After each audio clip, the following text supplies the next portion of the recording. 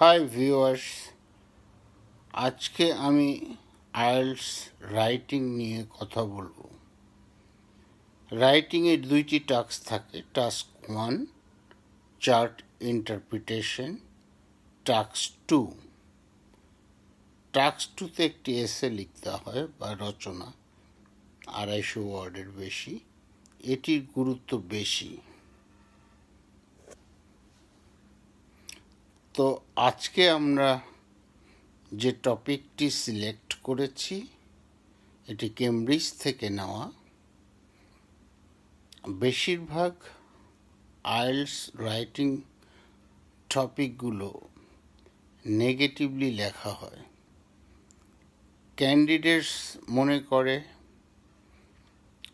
Topic যা লেখা আছে সেটাই সাপোর্ট করবে, সো ওপিনিয়নটা সেক্ষেত্রে রং হবে।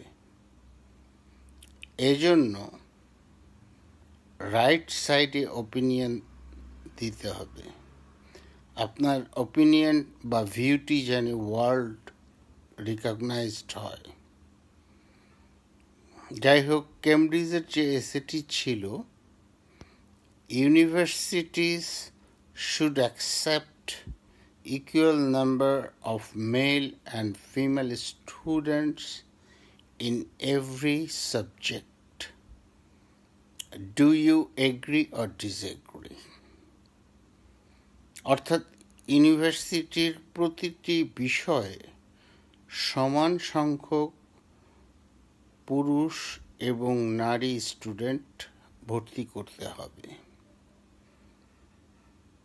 অধিকাংশ ক্যান্ডিডেটই এটা হ্যাঁ বলে, এগ্রি করে, কিন্তু আসলে ডিসএগ্রি করতে হবে। আপনি যদি এগ্রি করেন তাহলে ইউনিভার্সিটিকে আপনি ব্লেম করছেন। অ্যাকচুয়ালি ইউনিভার্সিটি হচ্ছে ইকুয়াল অপরচুনিটি নন ডিসক্রিমিনেটরি অর্গানাইজেশন।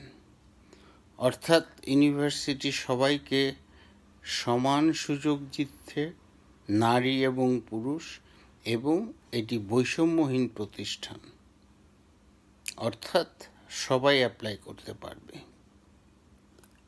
এখন আসুন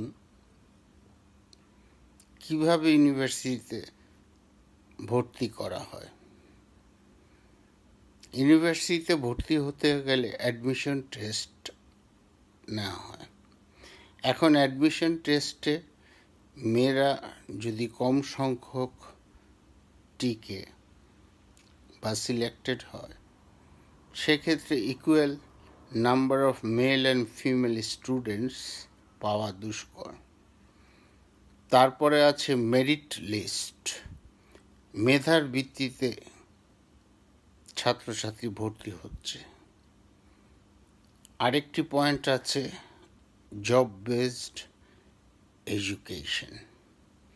মেয়েরা সাধারণত সায়েন্স সাবজেক্ট, বুয়েট, ইঞ্জিনিয়ারিং পড়তে চায় না। তারা সাধারণত আর্টস, বিএড, এমএড এ ধরনের কোর্স করে শিক্ষকতা করে থাকে। আবার অন্যদিকে আপনি বলতে পারেন কোটা দিয়ে সমান সংখ্যক ছাত্রছাত্রী ভর্তি করা যায়। সেক্ষেত্রে অ্যাডমিশন টেস্টের মূল্য থাকে না, অর্থাৎ যোগ্য মেধাবীরা ইউনিভার্সিটি অধ্যয়ন থেকে বঞ্চিত হয়। আপনারা এই পয়েন্টগুলোর আলোকে এসেটি লেখার চেষ্টা করুন। Thank you.